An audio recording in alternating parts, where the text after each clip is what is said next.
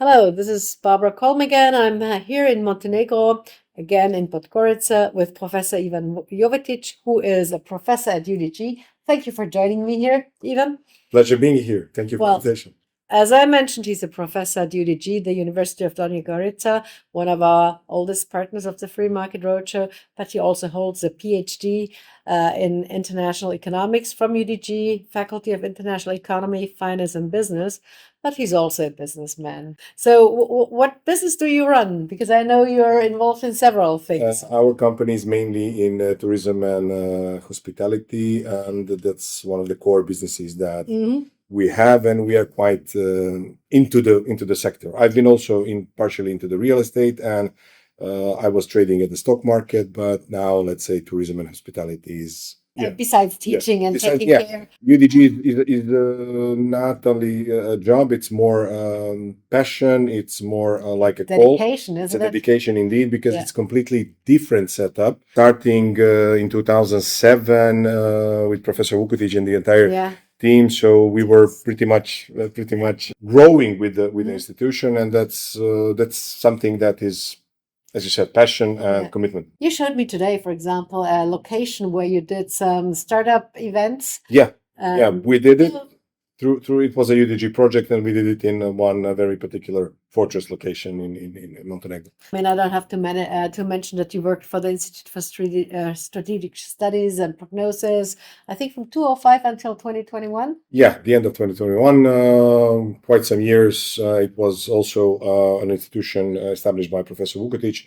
It used to be the first independent economic think tank in Montenegro, an institution that did a lot of good things for the country, advocating first and foremost advocating the concept of Montenegro as a microstate, concept made by Professor Vukotic, which I think still believe it was an exceptional idea, and hopefully one day it will. And as we all know, competition matters among all those institutions. So hopefully it will be successful.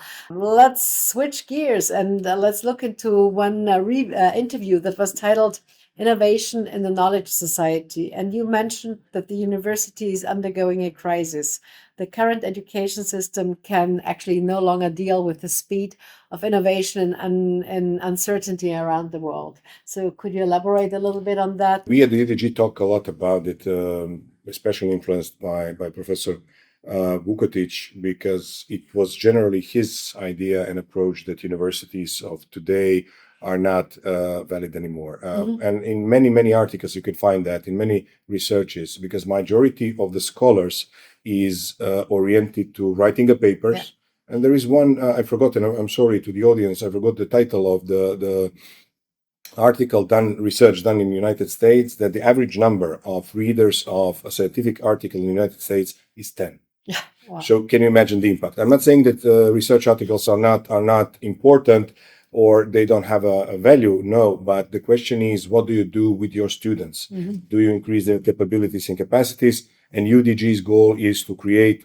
our own students as capable citizens of the capable and responsible citizens of the global world. And we do have a specific equation in the studies where S equals Z times E squared, meaning that capabilities is knowledge times intensity of life, and that intensity of life is even more important. And in that comes starting a business, entrepreneurship, reading a books, traveling around the world, being at the conferences, being a part of Free Market Roadshow, and having a pleasure to. No, honestly, it's and I have to say to all of you, it's our favorite conference, and looking forward to all other universities. It's 16th anniversary of our partnership, and I'm counting at least to 46.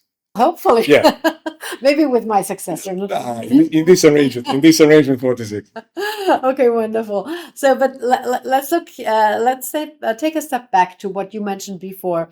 And in this interview that we were quoting before, by the way, which was in innovation in the knowledge society, and you said that majority of professors are locked in their own field, and the lack of interdisciplinarity is a huge problem. Why is interdisciplinarity so important? I mean, as Austrian economists, we know, but could you just elaborate? One of the things when I was a student, again, Professor Vukotic taught us that economics cannot be explained by economics itself. And at that moment, I didn't realize what he's talking about. I got it as a intuitive reasoning, but I didn't understand it.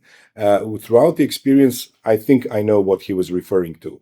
Now we live in a societies where economy, we have so many subfields and subfields, and everyone is dealing with their own very narrow feudal property. Yeah. I can even call it like that. There is no connection, and the question is whether professors at the universities, when they teach different subjects, do they attack, and under the quote, do they attack the same element within the students? Do they? I'm pretty much sure that majority of universities do not connect the dots for the students, for their understanding of economy and life. And I think that's being closed in one field is probably the most dangerous thing to do. If you ask me what I'm by profession, I have no idea. I am trained economist, but I've been doing different things. And for me, being in a different projects, different sets, different subjects, it's completely normal. So I think that should be for the university. Yeah, but now let me ask you a critical question. I mean, when you wrote your PhD, weren't you focusing on a very specific topic and specialize on a specific research area? In a way, yes. In a way, yes. But I had to read and research a very broad set of sources. My topic was impact of economy and technology on security. So I was supposed to read and research a bunch of different fields and a bunch of different sectors. So from my point of view, yes, there is a certain field, but even that field you need to explain with a lot of different angles and different fields. So the students must be prepared for life when they leave college and university. Exactly. For unknown, because no one knows what's going on and what will happen. Take the COVID. We had no idea, even though there were certain signs in the previous period. We didn't know. Take the wars. Even though you had certain signs that might happen, certain war, they appear as Taleb's saying, like black swans. So. So besides reading, what else could we do for students, or could students do to be prepared for real life after? We have one amazing project. We have one amazing project at university. It's called Ideas and Character. We divide students in each semester into different groups with a different topic.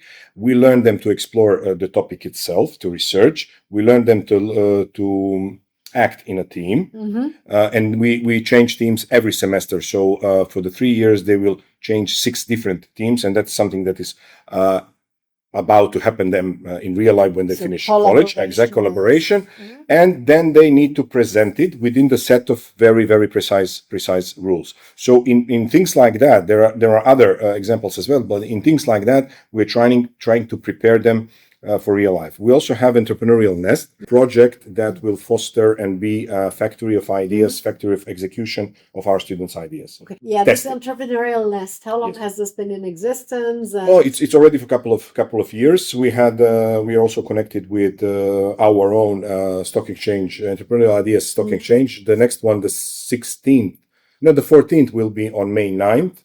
So we usually have around 20 startups presenting to the business community. And we also had one project that you were referring to at the beginning called Start One Up, where we also had mentoring, boot camping, lecturing, and then at the end, the funding of 6 the most prominent startups from that batch. So those are the things that we're trying to do in general. In other words, UDG students are prepared for life.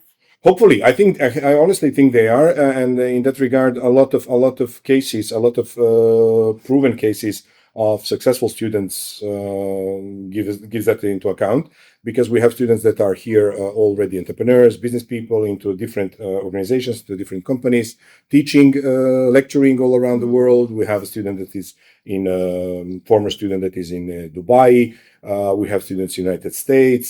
So I think we are pretty much preparing them, and so far it's successful. You also have the partnership program with Arizona State University. Yes.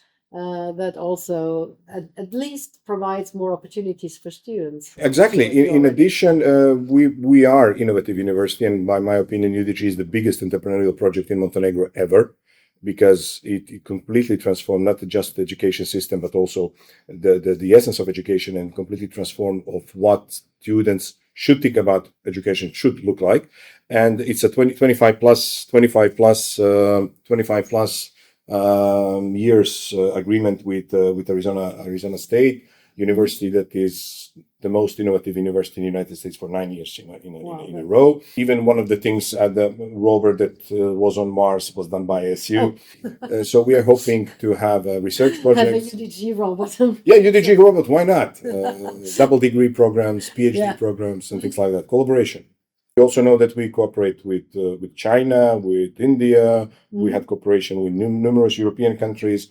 So we are Montenegro's antenna to the global world. How, from your point of view, should universities look like in general? We are in the process of trying to figure out how we should look like in the future. But in general, university of future should be more connected to life, more connected to play, more connected to teamwork, more connected to art, literature, and those so-called soft skills should be oriented to fostering creativity. Because I said yesterday at the Free Market Roadshow, I quoted Professor Vukotic, that AI is coming to everything which is logical. So it means it leaves us only the creative part, where is a tremendous opportunity. So we need to stimulate students to be more creative in any way.